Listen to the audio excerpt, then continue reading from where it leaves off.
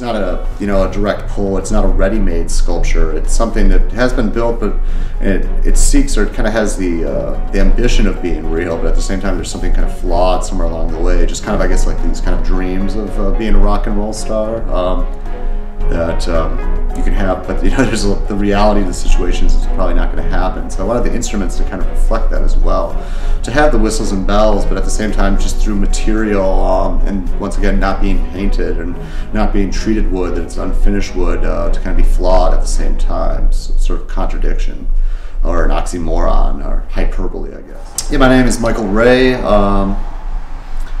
Currently living in Chicago. Sculptor, artist, originally raised in the south suburbs of Chicago in Burbank and Tinley Park.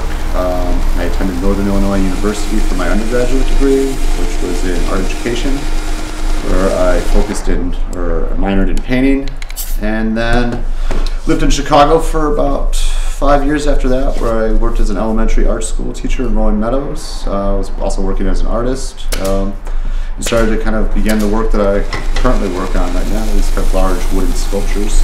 After taking a brief break, attended University of Wisconsin in Madison, is where I got my graduate degree, and where a lot of the work that's seen today was made, and then continues to be made back here in Chicago. So.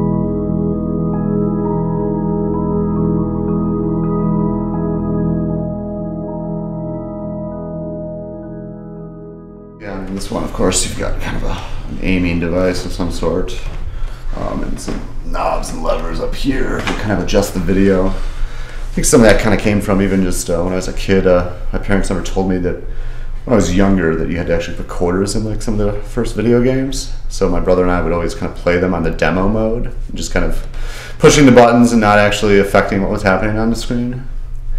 So some of that I think kind of plays into these as well, but once again, create posture. Oh yeah, and the iPod dock comes out, and you can move the disc around to get the proper music to go with the mood. Even the bong was like a length. I wanted it to be that kind of awkward length, kind of a cross between shooting yourself in the face with a shotgun and taking a bong rip. But I wanted it to be that kind of really awkward length, almost not quite where somebody else has to light it for you, but you can reach it, but it's a stretch. So that basically fits in. Slides in place. Pop it.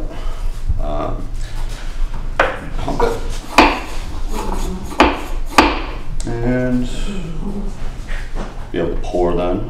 It's based off the movie The Sword and the Sorcerer, and it's like it's kind of the first time they kind of paired flesh with sci-fi, or flesh with sci-fi. So it's kind of a skin flick, but it doesn't go too far where it's any kind of soft porn, but it's kind of action adventure, and then they kind of mix the commodity of sex with it as well, which then that'll kind of lead into, I think, Conan the Barbarian and some of those other films. But and then also paired with just kind of, the title is Take Off More Than Your Ear, which is a kind of in the garden before the crucifixion, when one of the apostles cuts off a Roman's ear, and Jesus Christ kind of puts the ear back on the Roman soldier, the centurion. So a little bit of that, just because of the 3-blade, you'd be over a couple more inches probably. It'd be a little more of a mess to kind of clean up. Maybe a better miracle. How can you bring in the work that's come before you into the conversation? And I mean, these are more classical busts, basically, portraiture of individuals. This is kind of the villain of the show, the black one there. It's kind of a little hybrid of like a Philip Guston painting, Darth Vader. It's kind of some of the evil symbols, I guess, of the Ku Klux Klan as well.